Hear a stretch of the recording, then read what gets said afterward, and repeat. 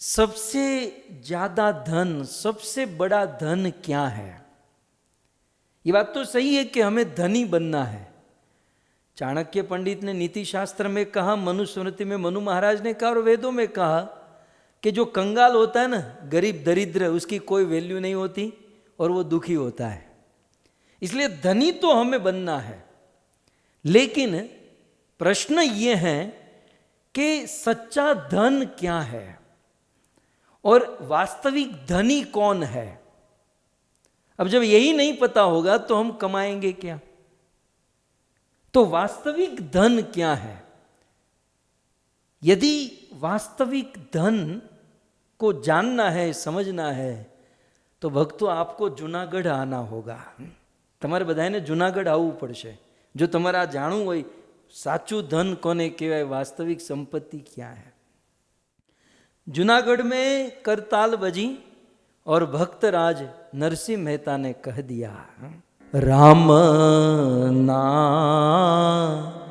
विचारो मारे अढळक नाणु। शब्द ऊपर ध्यान आपजो। राम ना विचारो मारे अढळक नाणु। गाऊं मारे निसदीन रामनु गाणु। गाऊं मारे निसदीन रामनु गाणु। जेणे श्री राम चरण रस चाख्यो। जेणे श्री राम चरण रस चाख्यो। एणे संसार ने मिथ्या करी नाख्यो। एणे संसार ने मिथ्या करी नाख्यो।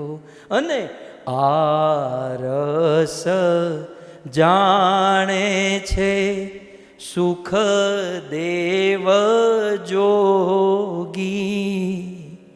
आरस जाने छे सुख देव जोगी। अने कंईक जाने छे पेलो नरसैयो भो। नम्रता देखिए।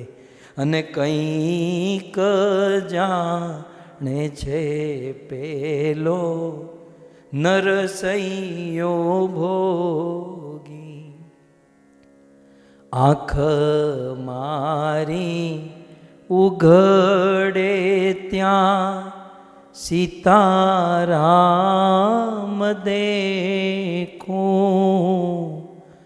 अने धन्य मारू जीवन कृपाए विलेखो।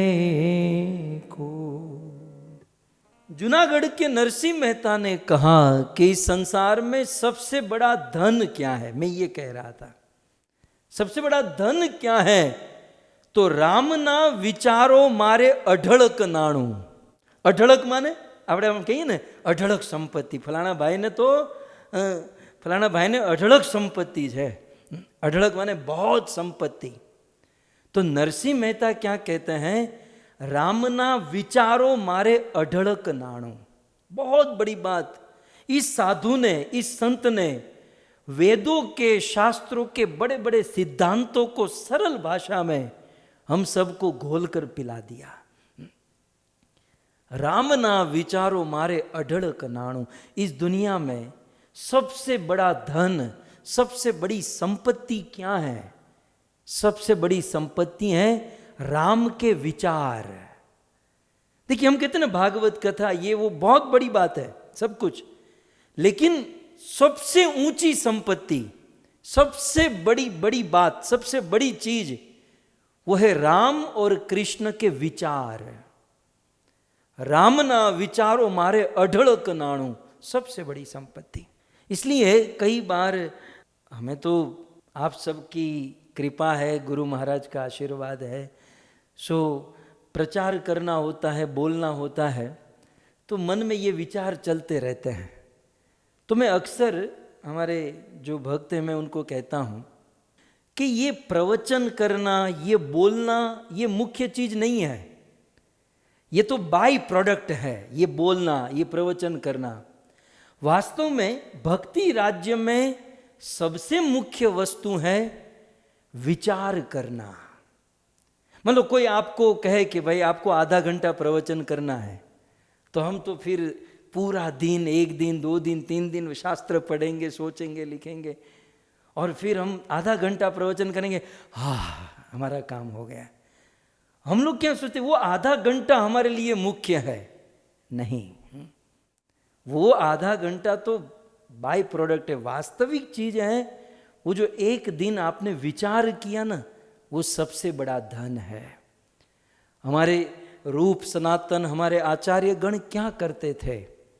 अपना घर बार सब कुछ छोड़ छाड़ कर वृंदावन की किसी कुंज में, किसी गली में, किसी वृक्ष के नीचे बैठकर केवल चिंतन करते थे, केवल सोचते थे, भगवत विचार। और ये भगवत विचार, ये भगवत चिंतन सबसे बड़ा धन है। भक्तों, आप सब बड़े सीनियर हो चुके हो, आपकी जानकारी के लिए जो बहुत बड़ा शूट बूट पहनता है, ब्रांडेड कंपनी की वॉच और शूज़ और कपड़े पहनता है, वो धनी नहीं है। अपनी सोच को थोड़ा सा बदलो, थोड़ी तात्विक दृष्टि रखो। धनी कौन है? संसार में विचरण करते हुए कोई ऐसा साधु, कोई ऐसा संत जिसके मन में 24 घंटा भगवान के विचार चलते हैं। चलो 24 घंटा नहीं तो 20 घंटा या 15 घंटा, मतलब कहने का अर्थ है कि जिसके मन में जितना अधिक भगवत विचार चलते हैं वो उतना अधिक धनी है, वो उतना अधिक धनी है, वो उतना अधिक पैसे वाला है। अब इसको यदि कनेक्ट करें संसार के साथ, तो संसार में लोग धन क्यों कमाते हैं? क्योंकि प्रॉब्लम से मुक्त होना, चिंताओं से मुक्त होना, दुखों से मुक्त होना। तो दुख क्यों है? क्योंकि हमारा मन जो है भगवान में नहीं लगता है। यदि मन में भगवान के विचार हैं तो किसी भी प्रकार का अभाव नहीं है, किसी भी प्रकार का असंतोष नहीं है। मन यदि भगवान में तो कोई चीज की आवश्यकता ही नहीं, क्योंकि सबसे बड़ी वस्तु तो आपके पास ईश्वर भगवान आपके साथ है, तो दुनिया की कोई वस्तु की कमी नहीं रहेगी। इसलिए तो भागवत में कहा गया ना कि विपत्त नैव विपदम, वह विपत्ति हम और आप जिसको विपत्ति मानते हो वो विपत्ति नहीं है। वह सच्ची विपत्ति, सच्चा दुख, प्रॉब्लम क्या है? मन में भगवान के विचार नहीं है। सो राम ना विचारो मारे अढळक नाणु, अने एटले गाऊ मारे निस दिन राम अनु गाणु। अने एटले तो आखो दिवस निरंतर राम का गीत है। और जिसने ये कृष्ण और राम के विचारों का रस आस्वादन किया है ना, वो फिर संसार के रस को मिथ्या समझ लेगा कि संसार में कोई रस नहीं है। तो ये भगवत विचार का एक रस है भक्तों। हमारा क्या ना, हम लोग मैकेनिकल में ज्यादा है, हम लोग बाहर से स्थूल सेवा, स्थूल कार्यों में ज्यादा पड़े रहते हैं। पढ़ने लिखने में भी हम लोग क्यों पढ़ते हैं? ताकि हम दूसरे 2 लोग को बता सकें। हमारा उद्देश्य तो यही होता है कि हम पढ़ेंगे, हम सुनेंगे, लिख लिया, नोट कर लिया और 5 को बता दिया। ये सब मैकेनिकल साधना है। ये सब को वो करना चाहिए, लेकिन ये सब बाजू में रखकर केवल निस्वार्थ, कोई उद्देश्य, बिना उद्देश्य के उद्देश्य, मन में भगवत चिंतन, मन में भगवत विचार, जीवन में आनंद रस आ जाएगा। और ये रस किसने प्राप्त किया? ए रस जाने छे सुख देव जोगी। इस रस को कौन जानता? किसने इस रस को पिया? बोले सुखदेव गोस्वामी ने। निरंतर भगवत कथा का रस वो विचार का आस्वादन करता है। और एक बात कह दूं, हम तो प्रभुपाद की संस्था में है ना। प्रभुपाद ने कहा प्रचार करो, लेकिन प्रचार करने का एक की पॉइंट मैं आपको दे दूं, आप फिलोसॉफी, सिद्धांत और कथा के ऊपर जितना अधिक विचार करोगे उतना अच्छा प्रस्तुत कर पाओगे। हालांकि अच्छा प्रस्तुत करने के लिए विचार नहीं होता, लेकिन जिसका स्मरण पावरफुल है, जिसका विचार पावरफुल है, उसका प्रचार तो अवश्य पावरफुल ही होगा। विचार बड़ा महत्वपूर्ण है। हमारा क्या है, कागज की बातें केवल कागज में रह जाती हैं, विचारों में नहीं चढ़ती हैं। सो विचार, इस संसार में सबसे बड़ा धन है भगवान के विषय में सोचना, भगवान का स्मरण करना, भगवत लीला कथा का स्मरण, चिंतन, विचार करना। ये सबसे बड़ा धन है। ये धन मिल गया तो संसार मिथ्या लगेगा, फीका लगेगा।